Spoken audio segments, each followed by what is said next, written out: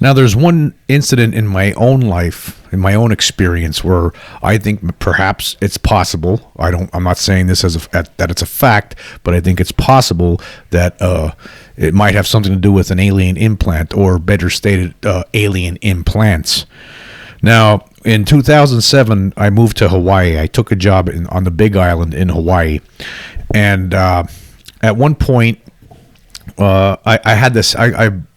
For the first 4 months that I was there, I rented a room, and then I finally ended up getting a house by itself. I was renting a house. It was like in the jungle type, tropical rainforest area, and this area was very, very private. There was not a lot of other houses around. It was far from the highway.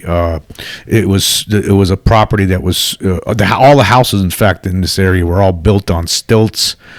Because it rained, because on this east side of the Big Island, it rains a lot, and then it will get sunny. But sometimes it rains it could rain for a couple of days, really hard, and that's why the houses are built on stilts, because there's flooding, and it was probably toward the end of the year, late 2007, probably around October. Beautiful day. It's always beautiful in Hawaii. If anybody who's been in Hawaii, they know what I'm talking about.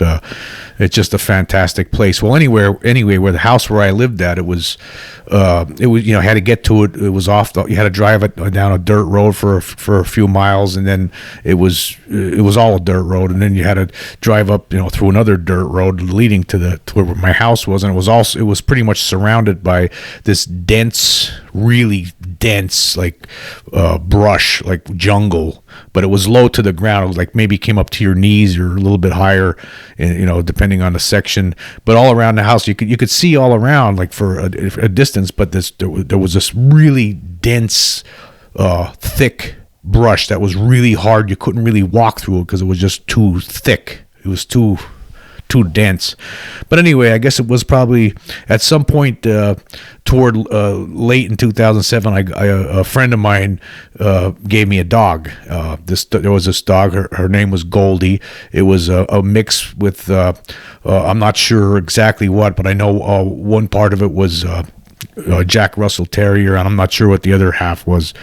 But it was a bigger dog than your regular Jack Russell. She was a taller dog, and but she was really wild. I was having some trouble with her. I mean, the one time I was taking her and my other dog for a walk. I was going to walk them along the side of the ocean, and the dog actually jumped out the window while I was driving. Luckily, I was only driving like a few miles an hour, or she would have got killed, but she was okay.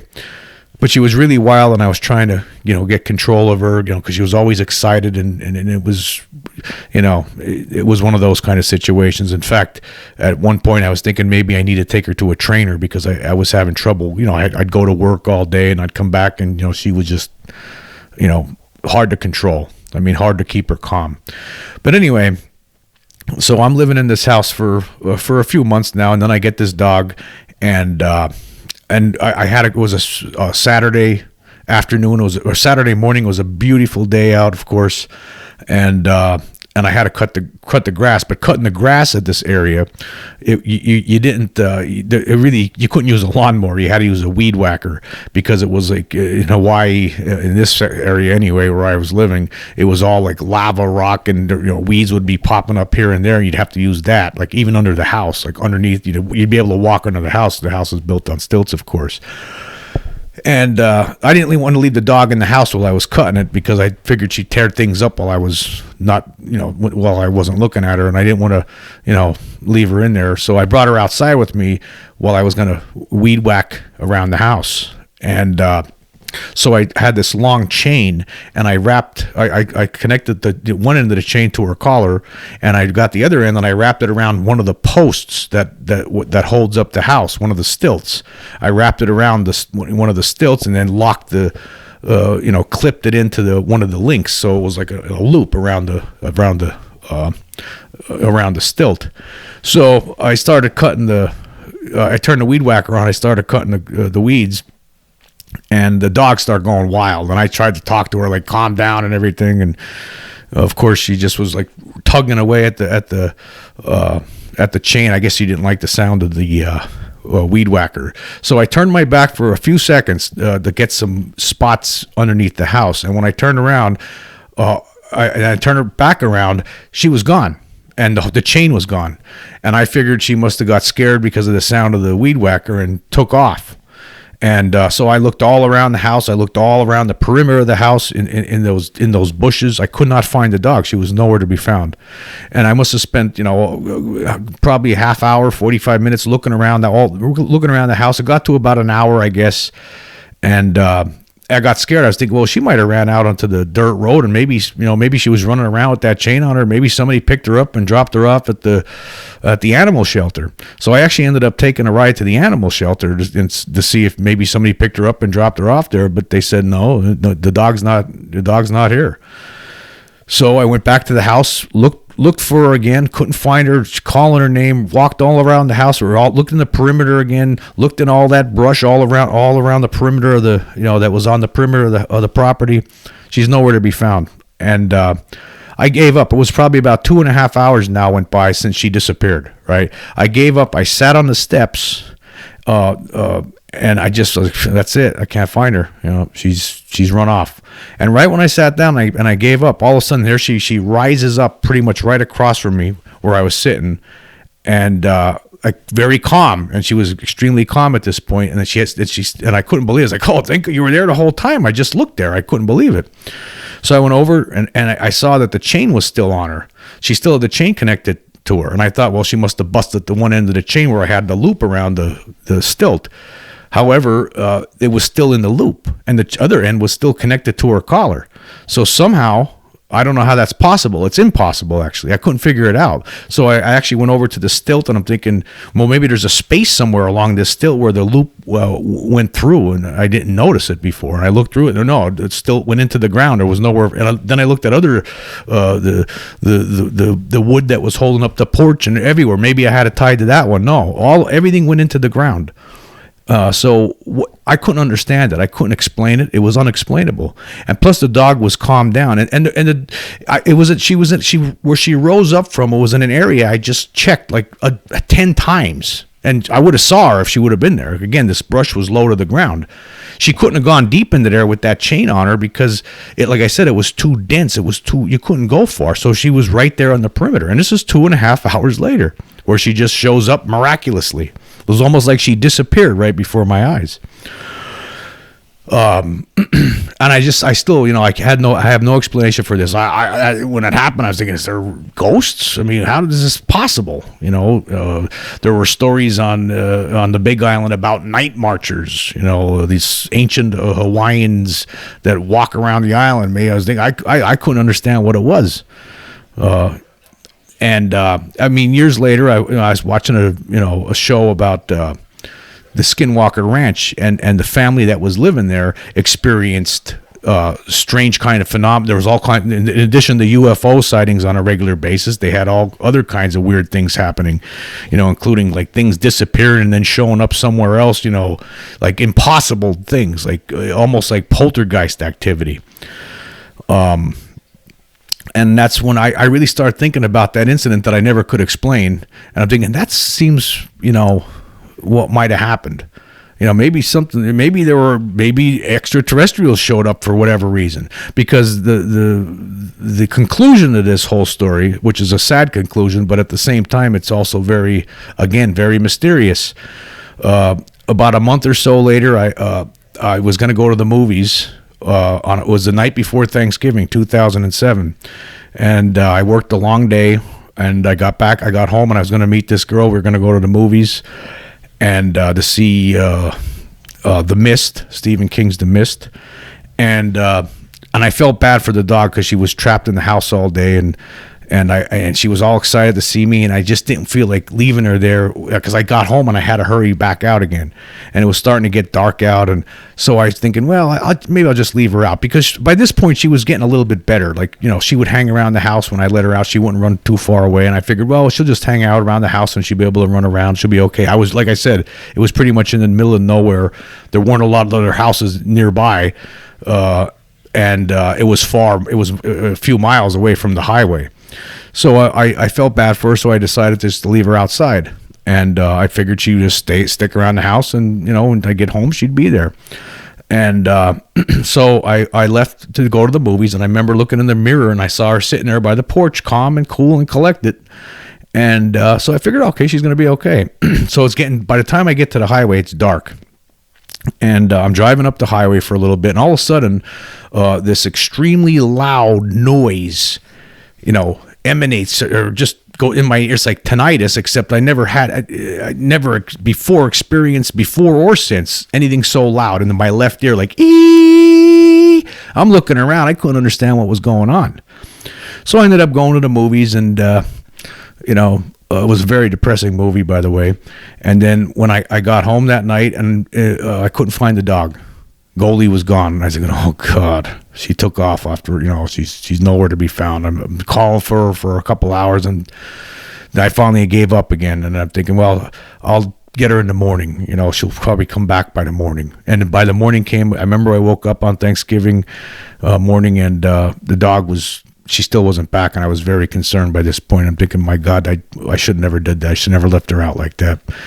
And I started driving her all over the place. I remember it was pouring rain that morning, and I drove all the way to the highway. I'm driving up and down the highway, and then there I see her. She was laying on the highway. She was, or next to the highway. Somebody hit her, and she was dead. And it was a horrible, one of the worst Thanksgiving I ever had. Actually, I ended up pretty much, I spent that day burying her, and it was just a very, very terrible. I still kick myself to this day for doing it, for letting her out like that, and it was just a mistake, and I thought I was doing her a favor, and it led to her demise, unfortunately. But looking back now at all of this, what happened here? Okay, there's a lot to unpack when you really think about this whole situation. Okay, the sound. Okay, first off, the disappearance. You go back to the disappearance. Okay, the dog disappears mysteriously and then just reappears. Now, I've talked about this before in other podcasts, but I'm bringing it up again. I think it's just something worthy of talking about, because it's just one of these mysteries, and I believe it's actually connected with extraterrestrials, because I have no other explanation for it other than that. I mean, it's very similar to what you would, some of the things that happen at Skinwalker Ranch in Utah. Okay, the dog disappears basically in front of my eyes, and then reappears just 2.5 hours later. And what happened? That the chain is, the whole chain part is, if the chain would have been busted on the one end, say that loop wasn't still in the loop, then there'd be no mystery here. Okay, the dog used enough force and it pulled the chain apart and hid in the bush for a little while, but that's not what happened. It was still in the loop, and the dog can't put the end of a chain, clip the end of the other end of the chain back into the link again. That dog can't do that. Okay, and there was nobody else there. There's nobody in this area except for me. Okay, at the time. So what happened? I don't know. I don't have no explanation other than, was it extraterrestrials? Did they come down, or maybe they didn't know I was there? Maybe because the way they operate, maybe they move so fast. Oh, they didn't even see me. I was under the house with the weed whacker. They see I have a new dog out there running back and forth on a chain that's not under the house, and they decide, oh, hey, look at that. We better. He has a new pet. We better make sure we put something in that. Is that what it was? Maybe I have something in me. I don't even know it. This whole time, maybe I have an implant in me and I don't realize it. All these years, all this time, maybe I've been being tracked or whatever they do, right? And if you get pets, all your pets or any kind of animals, maybe they put something in there too to watch them. It sounds insane, But again, this happened. What I'm telling you happened. Okay, I have no explanation for it. And then again, how did that? Where did that ringing in my ear? How did that happen? Like, what caused that? It would have, the timing. Okay, what obviously happened the night before Thanksgiving when I left the house. At some point, that dog started following me, and it followed me all the way to the main highway, right, and start running up the highway behind me. And then if you do the time, if you would have like timed it, it would have been when my ear started ringing. That would have coincided with the ringing in the ear and the dog getting hit. Was there some sort of connection, or something letting me know that my dog's in trouble? I don't know. I just do know this. I know something strange happened. I know something strange happened the day the dog disappeared, and I know something strange happened the night the dog got killed. Because that ringing in my ear, very strange. It sounds crazy. I have no explanation for it, but again, it could be at some point in my existence. Maybe it was when I was a kid. I talk about the fingers, the hand, the being that was in my room when I was 8 going on 9. Maybe that's the only time I remember them coming to me and visiting me. Maybe there's been multiple times, but ever since I don't have any recollection of it. And and maybe there's I'm sure stories like this, there are similar stories like this from other people, where they never suspected anything, and then they realize years later they have something happens where they do remember it, and they go get hypnotized and they find out all the answers. I don't think there's any point for someone like me to go get hypnotized, because for one thing, it's not going to really help any situation here. I just don't see it. All it would probably do would release memories that I probably don't want to remember, because a lot of these people don't like remembering these things. I'd be afraid, what happened, what's been happening, if, is it still happening now and you don't know it? I don't know. But I do know that there was 3 things in my life that happened.